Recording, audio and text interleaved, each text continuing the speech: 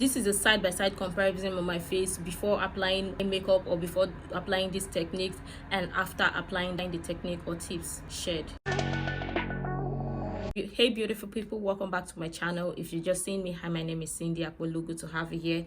You're most definitely welcome. Just like you clicked on the title and the thumbnail, today I'm going to be sharing with you makeup tips to hide large pores or textured skin, especially for oily skin, because with large pores or textured skin, these are things on the skin that most times we can't hide. And large pores are basically pores on your face, and a lot of people have larger pores than other people. Some people's pores tend to be more prominent than others, but if you have large pores, you want to start by identifying or taking note of the areas where you have large pores on your face. And if you have textured skin is a skin with a lot of texture, especially with bumps on the face and all.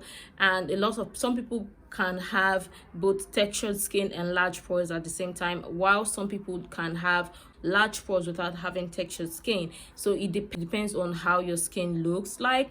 And as you can see on my face, you can see that I have large pores and my pores are more prominent, and thereby causing me to produce more oil on my face. Even when I apply makeup on my face, I tend to produce a lot of oil. So we're going to be tackling that. I don't have much texture on my skin, but this makeup also applies to both large pores and textured skin, because that is what we're treating, and we want to make sure that your prominent areas, especially your textured skin or your large pores, are not visible or are not too visible on the skin. I mean, come on, it's our skin, and no matter what we do, sometimes we can't hide a lot of the problem areas or a lot of the areas after wear of makeup. Most times the problem areas or our texture tends to pop out, and depending on the kind of makeup you're going for, depending on the kind of makeup you wear, sometimes the makeup application can enhance to making your pores or your textured skin more prominent.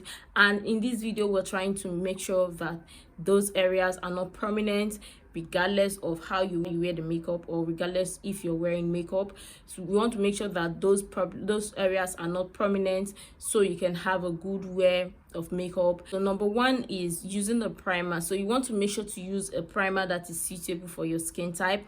Especially oily skin, you want to make sure to use a mattifying primer on your face to apply in the areas where you tend to produce oil the most, especially your T-zone area.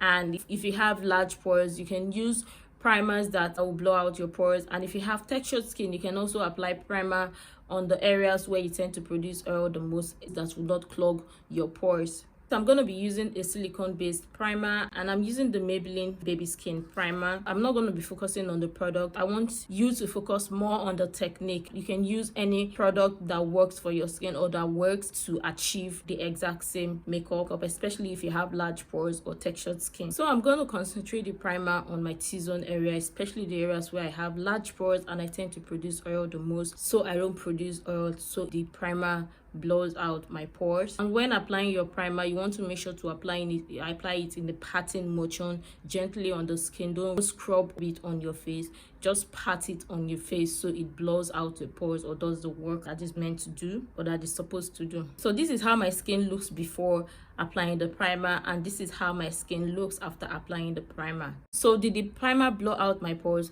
It did to an extent, but not all of it. Guys, come on, it's our skin, and most of these products would not blow out our pores entirely, but the essence of this is to make sure that your pores are not as visible compared to how your skin was looking or how your skin is looking before applying makeup. So your skin before applying makeup and your skin after applying makeup would not look the same after applying the entire makeup or after applying your entire makeup. So yeah, the primer did not completely blow out my pores. I can still see my pores, but some areas of where I have large pores are blurred, so I can't see much of my pores on my face. I'll also let you be the judge to see how my skin looks after applying the primer. Now, when applying foundation, you want to make sure that the foundation you're using, one, is light to medium coverage, two, is not full coverage foundation that will clog up your pores. Now, I know a lot of times you want to use full coverage foundation or want to use foundation that will blow out your pores entirely, but the reason why sometimes your makeup separates or sometimes makeup clogs your pores is because you tend to apply too much product on your face, and if you have large pores, most of the time those products settles on your pores or settles in your pores, and when they do, you tend to produce more oil, thereby causing your skin acne or your skin to break out. And you want to make sure to stay away from a lot of product that will clog up your pores. A simple way to doing that is to use light to medium coverage foundation and build it up. Especially if you're going to be applying concealer, you don't want to apply too much product, or you don't want to apply a lot of product on your face at the same time. When you build your makeup using other products, you are allowing your skin to breathe, thereby not choking your skin with too much makeup product on your skin at the same time. I'm going to be using a foundation, and this foundation is light to medium coverage, and it's not going to clog my pores. It's just going to smooth out my skin without clogging my pores or settling in my pores. And I'm going to blend my skin using a beauty sponge or a damp beauty sponge. Now, do not use a dry beauty sponge. This is how the beauty sponge looks like before damping it, and this is how it looks after damping it. So you can see that it has increased in size. And when I say damp beauty sponge, I mean beauty sponge that is not dripping water. And with this foundation, I'm not going to apply a lot of product on my face, so I'm going to be using my damp beauty sponge to blend the foundation. When applying the foundation, I'll concentrate only on the areas where I need coverage. So moving to my pores, or the areas where I have large pores, I'm going to apply some more of the product on my face, but this time I'm going to apply a generous amount, not too much, to blend the foundation on my skin. I'm using the same beauty sponge and I'm pressing it into my skin. I'm just pushing it gently to my skin. Alright, so now you can see how my skin is looking like with the foundation all applied on my skin. With this, my foundation is not too much on my skin, therefore the foundation is not going to clog my pores or settle in my pores, and still allow my skin room to breathe, and that is what you want. So for concealer, I'm going to be using the L'Oreal Infallible Full Wear Modern Concealer. I'm just going to apply the concealer in my T-zone area or in the areas where I want to highlight. And when it comes to applying your concealer, you want to make sure to apply only in the areas where you want to highlight. And if you have large pores on your cheek, you want to make sure you're not bringing the concealer all the way down towards that area so it doesn't clog your pores. You see how I'm trying to avoid bringing the concealer all the way towards my large pores areas. You want to be doing that. So I'm going to blend the concealer starting from my forehead. So I'm also going to blend my under eye area. I'm trying to avoid this area of my face where I have large pores, so the concealer does not settle on that area or settle in that area. Another tip that I forgot to share, especially when you're going to be applying brighter concealer or lighter concealer on your under eye area, make sure to not bring the light concealer all the way down to where you have large pores, especially if you're going to be using the light concealer to brighten your under eye area. Make sure to only use it on your under eye area, or only in the areas where you want to brighten, and not concentrating the concealer or bringing the concealer all the way down to your pores. It's going to enhance your pores. When applying cream blush, you want to make sure to avoid the areas where you have large pores. Concentrate the blush only on the areas where you don't have large pores or where you don't have textured skin, because cream products would settle on your pores, thereby causing your pores to be more prominent. And you don't want that. The essence of doing this makeup, or of showing you this makeup, is to not enhance your pores and to make sure your pores are not visible, or not enhance your textured skin or your texture, to make sure your texture is not visible under your makeup. So you can see how my skin is looking after applying the blush. I try to avoid the areas where I have large pores, so that way my pores will not appear more visible and the cream product or the blush will not settle on my pores. You want to set your entire makeup, especially the areas where you applied concealer, to make sure the product does not separate. For this, I'm going to be using the finishing powder. Now, what the finishing powder does is it doesn't settle on your pores or clog up your pores, and it doesn't also enhance your pore area or your textured skin or your texture, and it also would not settle on your fine lines area.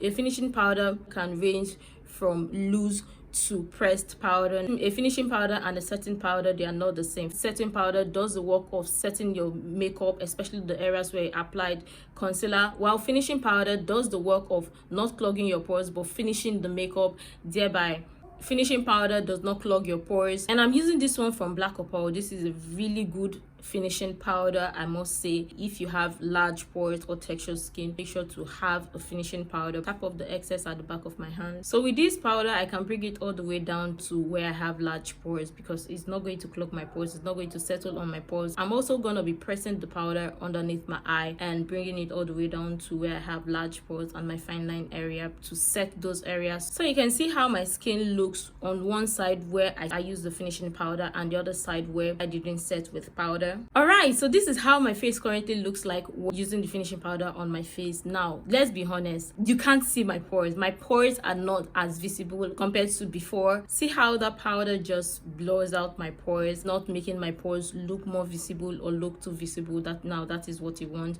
You don't want to apply too much product, especially on your pores, or especially the areas where you have large pores. Try to avoid placing too much product on your pores or your texture on your skin. To set my cream blush with a powder blush, you want to do the exact same step or the exact same process you did when applying your cream blush. Again, make sure you're not using a lot of product.